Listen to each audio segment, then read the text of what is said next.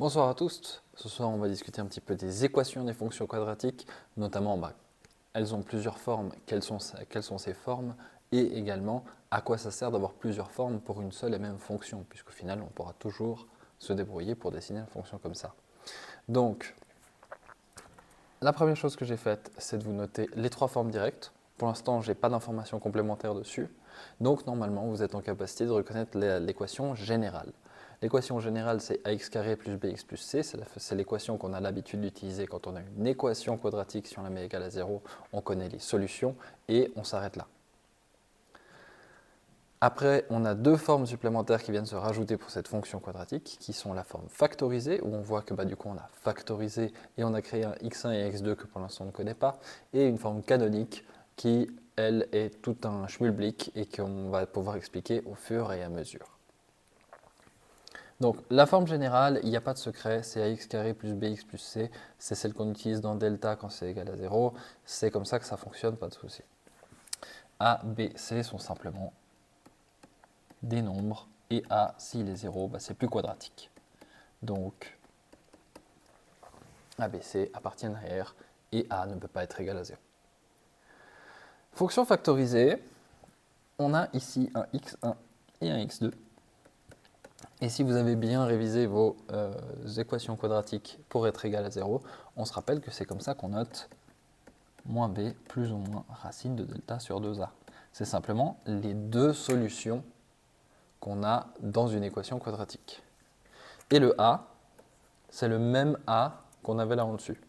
C'est simplement, si on redéveloppe l'identité ici, on va faire x fois x, et donc on aura un x carré. Et donc si on veut que ça corresponde à l'équation 3x carré, il faudra faire x3 pour que le x carré soit x3.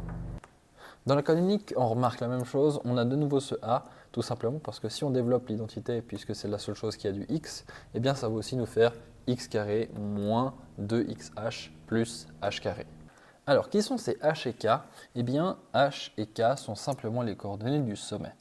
Donc, le sommet, qu'on va appeler le point S ou sommet, eh bien, jusqu'à maintenant, on avait dit xs et ys pour dire coordonnées x du sommet, autrement dit abscisse du sommet, et coordonnées y du sommet, autrement dit ordonnée du sommet.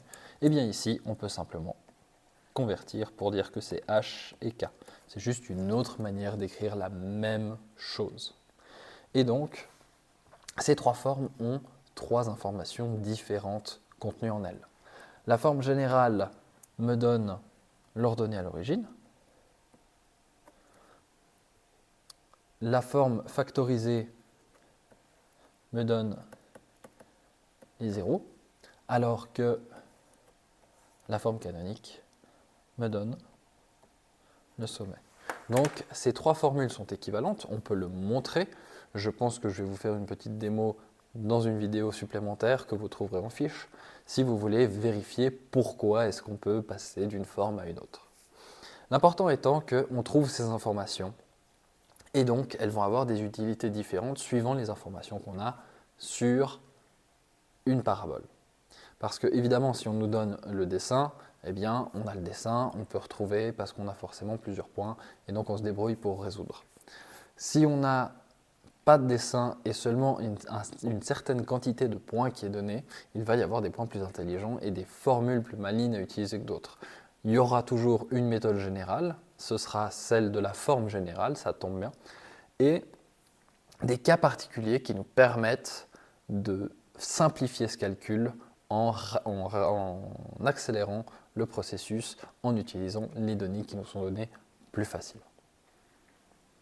Donc on peut trouver les équations d'une fonction si on a 3 points, ou moins sur le cas, on verra ça précisément. Tout d'abord, on a un énoncé dans ce style-là si on a plusieurs points sur une fonction quadratique. On doit nous indiquer qu'elle est quadratique, sinon c'est difficile à approximer. Et du coup, la première méthode, évidemment, c'est la méthode générale en utilisant l'équation générale. Donc f de x est égal à ax carré plus bx plus c. Et du coup, il va falloir qu'on trouve trois choses qui sont a, b et c. Ici, la fonction quadratique, elle passe par 3 points. Donc si on a 3 inconnus, il nous faudra 3 équations. Et vu qu'on a 3 points, puisque x1, on sait que c'est moins 6, 0, et x2, c'est 4, 0, sinon c'est pas les 0, comme ceci, eh bien, on a 3 points, et donc on va pouvoir créer 3 équations en remplaçant le f de x par y et en remplaçant le x par la valeur de x qu'on a. Donc, on crée une magnifique système d'équations avec 3 équations, avec le moins 25 quart qui est égal à a fois x, donc moins 1 au carré, plus b fois moins 1, plus c.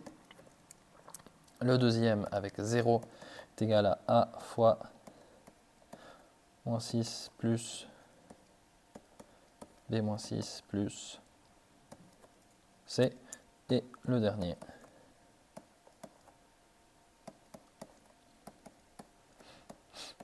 on n'oublie pas les carrés, et on remplace du coup tous les x par les valeurs de x, tous les y par les valeurs qu'on trouve en y.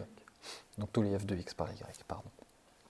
Et maintenant, on a un superbe système d'équations, 3 équations, 3 inconnues, on peut résoudre. La méthode la plus simple sera d'utiliser la combinaison linéaire, puisque on voit qu'on a 3 équations avec toutes les inconnues qui sont au degré 1. Donc, déjà on développe, et je vais sauter cette étape. On obtient ces équations, et après, on pose simplement. Je vais prendre la première équation que je vais soustraire à la deuxième, et la première équation que je soustrais à la dernière. On obtient donc un nouveau système d'équations avec moins 1 fois 1 plus 2 et moins 1 fois 1 plus 3, ce qui nous donne un beau 25 quart qui est égal à 35a plus, moins 5b plus c, et 25 quarts qui est égal à 15a plus 5b. Et donc là, c'est tout simple, il suffit de les additionner les deux ensemble pour avoir 50 quarts qui est égal à 50a. Et donc, a est égal à 1 quart. Après, on reprend les équations. Donc, j'ai simplement fait a plus b. Dans l'équation, on va prendre laquelle est la plus simple, la b.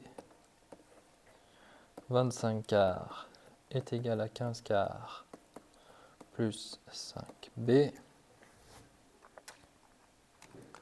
Donc, 10 vingtièmes est égal à b. Donc,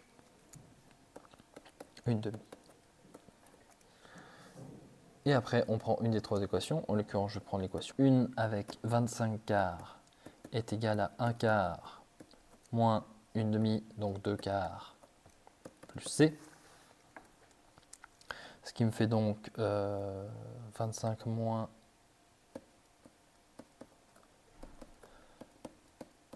1 quart plus c. Et donc 26 quarts est égal à c. Je parie que je me suis trompé de signe, bien sûr, c'est moins 25 quarts, donc c'est moins 24 quarts. Et 24 quarts, ça vaut moins 6, c'est égal à C. Et donc, on a trouvé ABC, et donc la forme générale, ça donne 1 quart de A, donc 1 quart de x carré,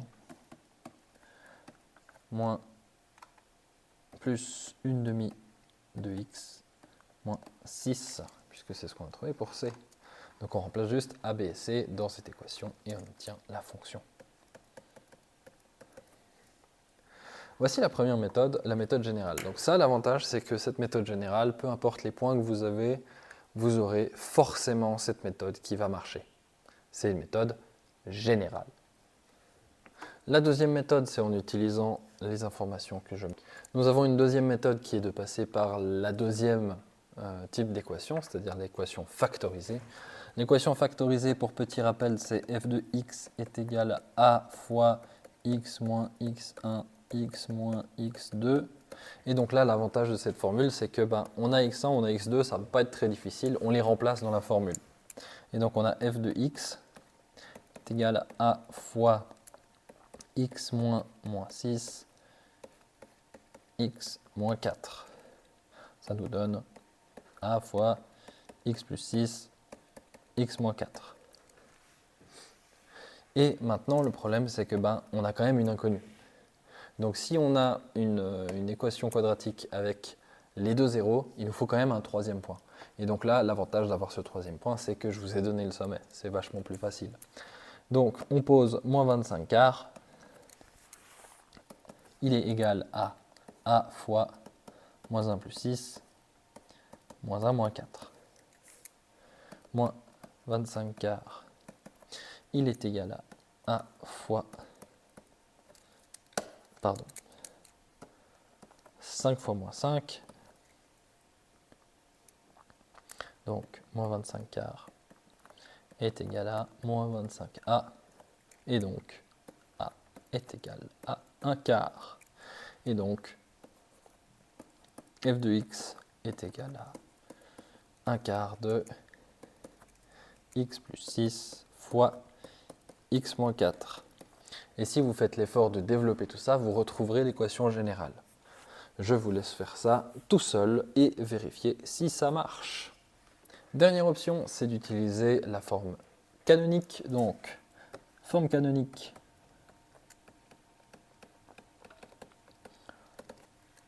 F de x est égal à a fois x moins h au carré plus k.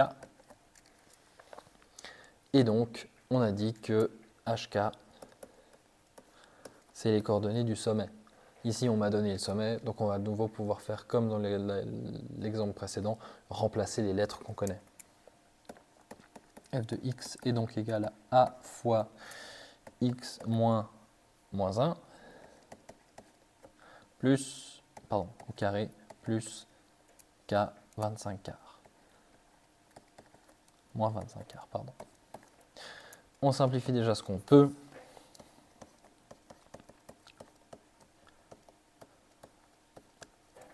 Et on développe. Pourquoi on développerait? Parce que on cherche A, et donc c'est une bonne idée d'avoir déjà une formule qui ressemble à un truc résolvable ou pas.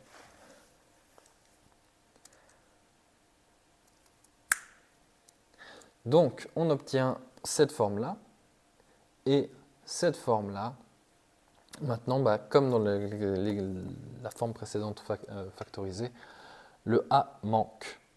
Donc comme dans la forme précédente, il va falloir utiliser un autre point. Ici, on m'a donné 2 zéros, donc je vais utiliser un des deux, le moins 6, 0. Et donc je pose moins 6 est égal à A fois 0 plus 1 au carré, moins 25 quarts.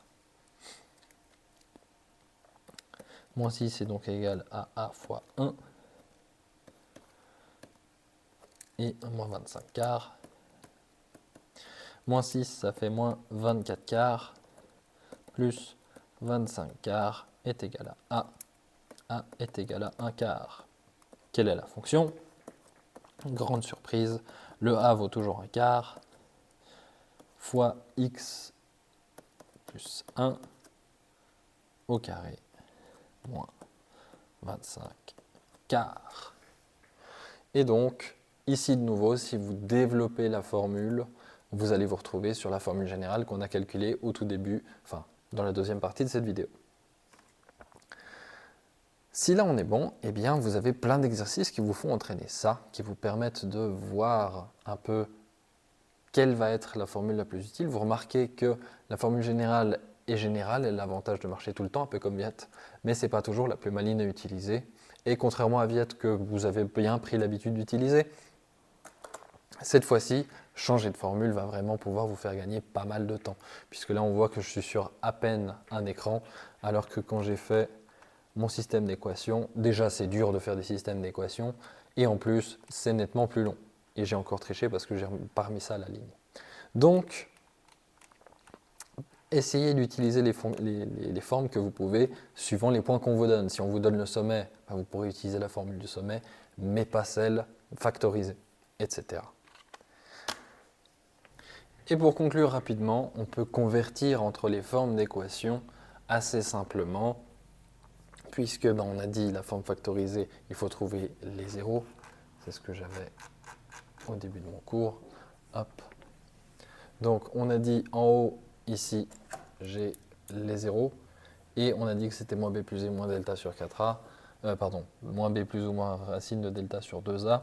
Et donc on peut convertir ça facilement si on a la forme généralisée en forme factorisée. Si on veut convertir la forme factorisée en forme généralisée, il faut développer. Pareil pour la canonique vers la généralisée, il faut développer. Et pour passer de la forme générale à la forme canonique, eh bien, il suffit d'utiliser les coordonnées du sommet que vous connaissez, puisque c'est moins b sur 2a et moins delta sur 4a. Hop là. Et donc, vous pouvez utiliser ces différentes formes librement et vous êtes en capacité de réussir beaucoup d'exercices comme ça. Sur ce, une bonne soirée et aux exercices.